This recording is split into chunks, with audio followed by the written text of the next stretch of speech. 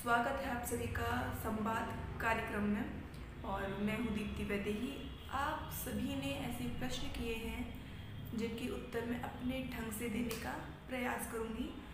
तो चलिए हम बिना देर किए आप सभी के क्वेश्चन जो मेरे पास लिखे हुए रखे हैं उनके आंसर करते हैं। तो पहला क्वेश्चन है, प्रिंस पूछते हैं।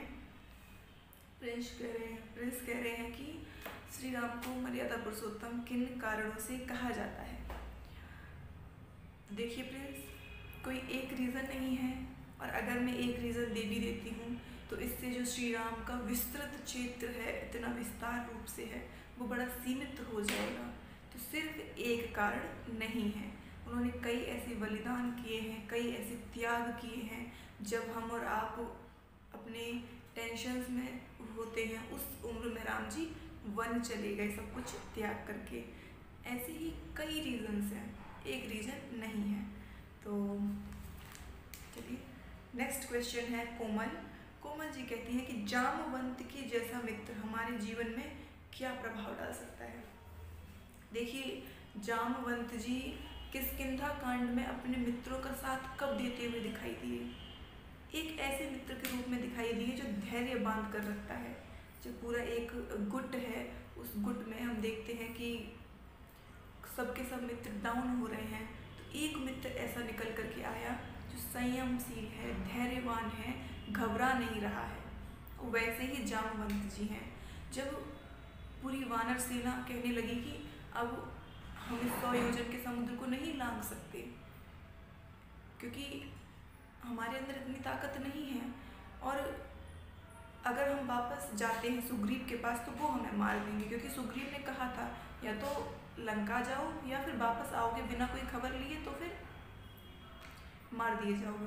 अंगद जी परेशान हैं, हनुमान जी को उनकी शक्तियों का भान नहीं है। उस वक्त में अगर जामवंत जी भी ऐसे ही डर जाते तो शायद ही हनुमान जी को उनकी शक्तियों का भान होता, ज्ञात होता कि उनके पास ऐसी शक्तियाँ हैं कि वो इस समुद्र को लांघ सकते हैं। उस वक्त में जामवंत जी ने धैर्य बनाए रखा, सभी का मनोबल बढ़ाया, और कहते हैं कि जब मैं बूढ़ा नहीं था, युवा था, तब मैंने बलि की 7 परिक्रमा लगाई, त्रिविक्रम रूप की परिक्रमा लगाई। आप तो अभी युवा हैं, एक जोश जगाने का प्रयास करते हैं। ऐसा ही मित्र हमारे और आपके जीवन में होना आवश्यक है, या हम भी ऐसे मित्र बन सकते हैं। नेक्स्ट क्वेश्चन है, खुशी हमारे जीवन में आत्मविश्वास का कितना महत्व है जितना सांस का। देखिए, बिना आत्मविश्वास के हम एक कदम भी आगे नहीं बढ़ सकते हैं खुशी। तो आत्मविश्वास बना रहना बहुत आवश्यक है। कॉन्फिडेंस ज़रूरी है, बट ओवर कॉन्फिडेंट नहीं होना है। कोई भी कार्य करते जाए तो अपने आत्मविश्वास के साथ बिल्कुल मन से करिए, बहुत ज़रूरी है। जीवन में नकारात्मक चीज़ों से कैसे दूर रहें? तुषार, देखिए तुषार, संसार तो चारों ओर खुला है। कहते हैं ना, जैसी दृष्टि वैसी सृष्टि। हम किसी चीज़ को कैसे देखते हैं ये हम पर निर्भर करता है। अब एक पेड़ लगा हुआ है, उस पर बहुत से सुंदर फूल लगे हैं, उसी बीच में कुछ सूखे से फूल हैं। अब हम जाते हैं पास में, हम एकदम से कहे जाकर के अरे इस पर तो सूखे फूल लगे हैं, तो हमने जो खिले हुए फूल हैं उन्हें नहीं देखा, हमने ध्यान दिया जो फूल सूखे हुए हैं। तो ये हो गया ना नेगेटिव पॉइंट, कि हमने उस चीज़ को पकड़ा जो ज़रूरी नहीं थी। हम उस वृक्ष की खूबसूरती भी तो देख सकते थे ना। तो ऐसे ही नेगेटिव थिंग्स तो हमारी लाइफ में आएंगी ही। कोशिश ये करनी है कि हम उनसे कैसे बचें। बच ऐसे ही सकते हैं कि नेगेटिव थिंग्स को पॉजिटिव में चेंज कर दें। जैसे ही हमें वो खराब फूल दिखाई दिए, उसी बीच में हमें सुंदर फूल दिखाई दिए, अरे कितने प्यारे फूल लगे हुए हैं। तो ऐसे हम दूर रह सकते हैं।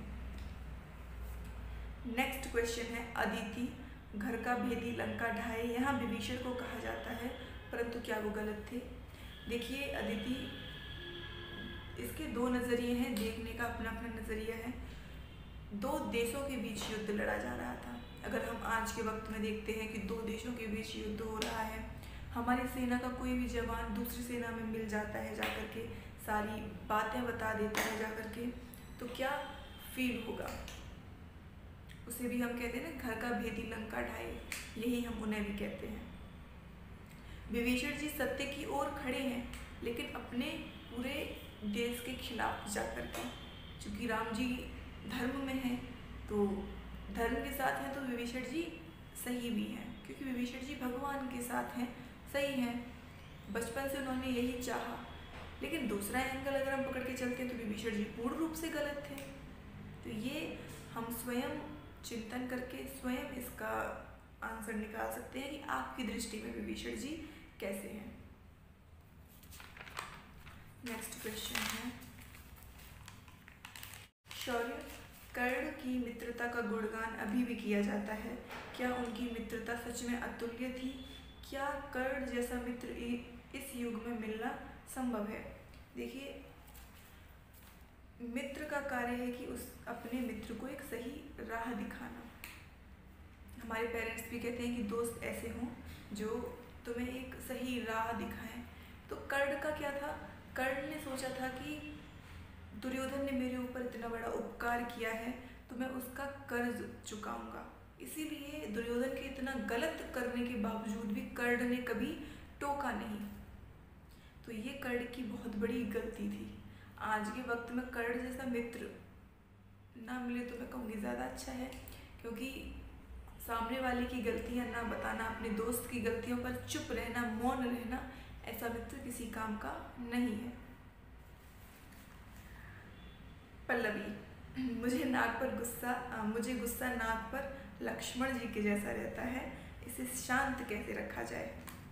देखिए पल्लवी, लक्ष्मण जी क्रोध में भी धैर्य बना करके रखते थे, संयम रहता था। हमारा गुस्सा कैसे होता है?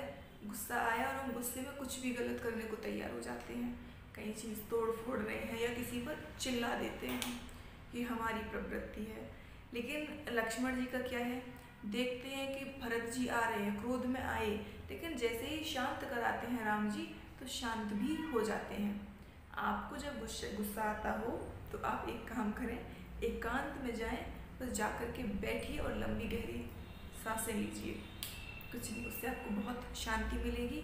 और लक्ष्मण जी के जैसा गुस्सा आना अच्छी बात है, लेकिन संयम में रह करके आए, जब चाहें उसे आप कंट्रोल कर सकें। चलिए, थैंक यू। नेक्स्ट क्वेश्चन की ओर बढ़ते हैं।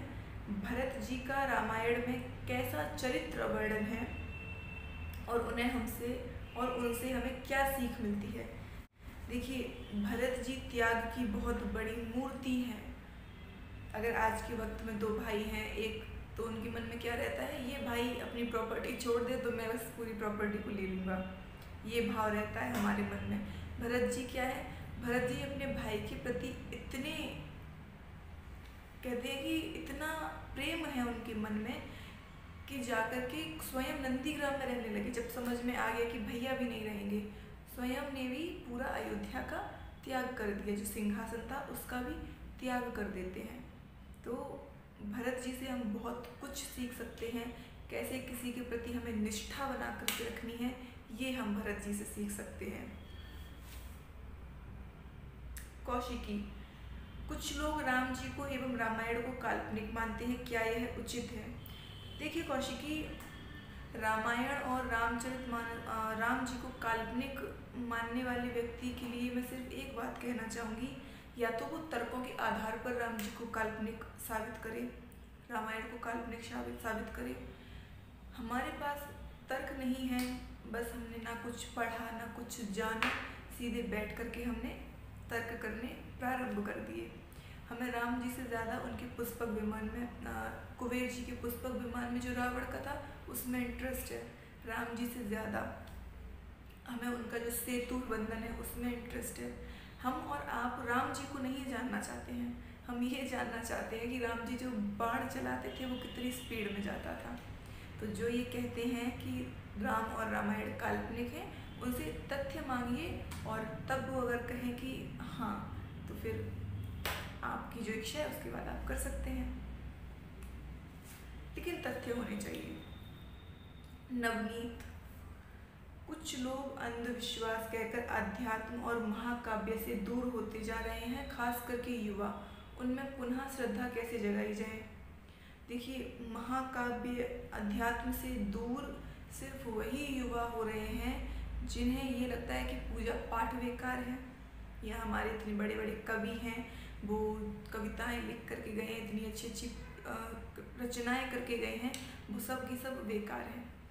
अगर कोई चाहता भी है कि हम इस क्षेत्र में पढ़ें, थोड़ा अध्यात्म की ओर बढ़ें, तो एक मित्र आता है, आकर के कह देता है क्या तुम भी ये करोगे, ये मत करो। क्योंकि यहाँ पर अध्यात्म का मतलब युवाओं ने समझ लिया है कि सीधे तप कर लेना, मुनि वेश धारण कर लेना। हम सोचते हैं कि मुनि बनना बहुत आसान है, जबकि ऐसा बिल्कुल भी नहीं है। ये तो बहुत बड़ा भ्रम है। हम ऐसे मुनि नहीं बन सकते। इतने बड़े बड़े मुनि हुए, अभी भी कितने ऋषि मुनि तपस्या कर रहे हैं, तप कर रहे हैं, वो उन्हें फल नहीं मिल पाता, तो हमें तुरंत कैसे मिल जाएगा। लेकिन ये हमारे यहाँ के युवाओं की बहुत बड़ी गलती है कि वो अपने मित्रों के कहे में आ भी जाते हैं। तो मित्र जामवंत जी के जैसा होना चाहिए। जब लगे कि ये कार्य हम अच्छा करने जा रहे हैं, तो उसमें और भी ज़्यादा हमें सहयोग दिया जाए, हमें डाउन फील ना कराया जाए।